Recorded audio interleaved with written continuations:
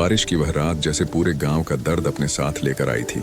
आसमान में बिजली चमक रही थी, कच्चे घरों की दीवारें कांप रही थीं और गांव के किनारे बने छोटे से मिट्टी के घर में राघव अपनी पत्नी सिया और छोटे बेटे दक्ष को सीने से लगाए बैठा था।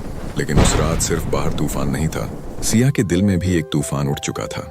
सिया ने कांपती आवाज में कहा, राघव, मैं अब और यह गरीबी नहीं सह सकती।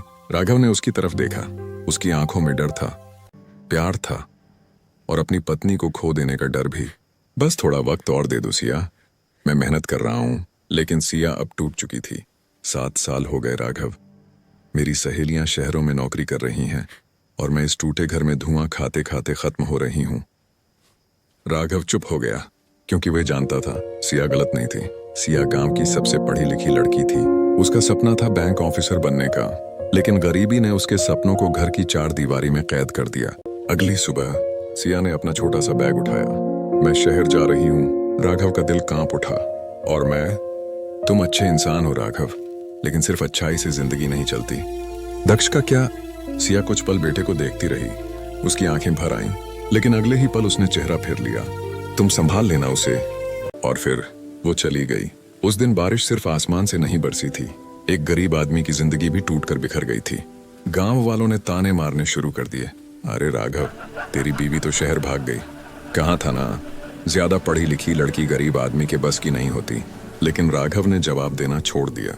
अब उसकी जिंदगी सिर्फ 2 चीजों के लिए बची थी, अपने बेटे दक्ष के लिए और अपने टूटे हुए वादों को पूरा करने के लिए।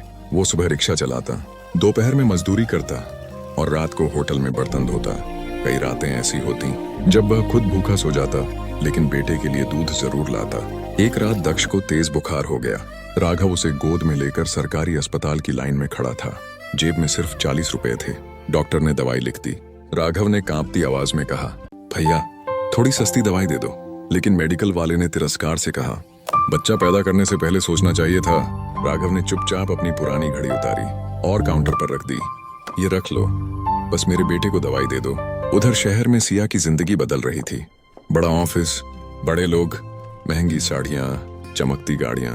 धीरे धीरे उसे गांव की मिट्टी से शर्म आने लगी। एक दिन ऑफिस पार्टी में किसी ने पूछा, सिया आर यू मैरिड?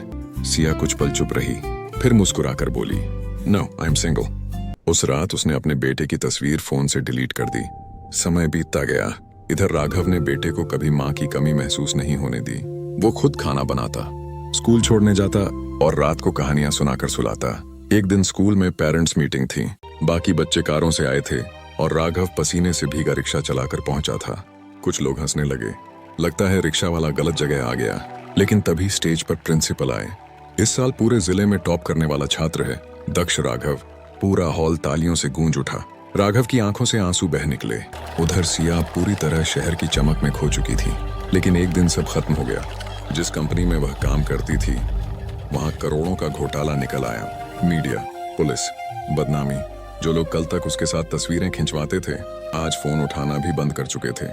कुछ ही महीनों में सिया सड़क पर आ गई। न नौकरी, न घर, न अपना कोई इंसान। एक दिन भूखी प्यासी सिया सड़क किनारे बैठी रो रही थी। तभी एक बड़ी काली गाड़ी उसके सामने आकर रुकी। उसमें से एक युवा लड़का उतरा। उसकी आंखें बिल्कुल राघव जैसी थीं। मैम, आप ठीक हैं? सिया कांप उठी। दक्ष। तभी पीछे से एक आवाज आई, क्योंकि वो तुम्हारी माँ है बेटा। सिया ने पलट कर देखा, सामने राघव खड़ा था। लेकिन अब वो गरीब रिक्शा वाला नहीं था।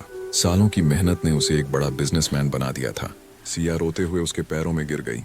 राघव, मुझे माफ कर दो, मैंने तुम्हें गरीब समझकर छोड़ दिया। राघव की आंखों में दर्द था, लेकिन नफरत नहीं।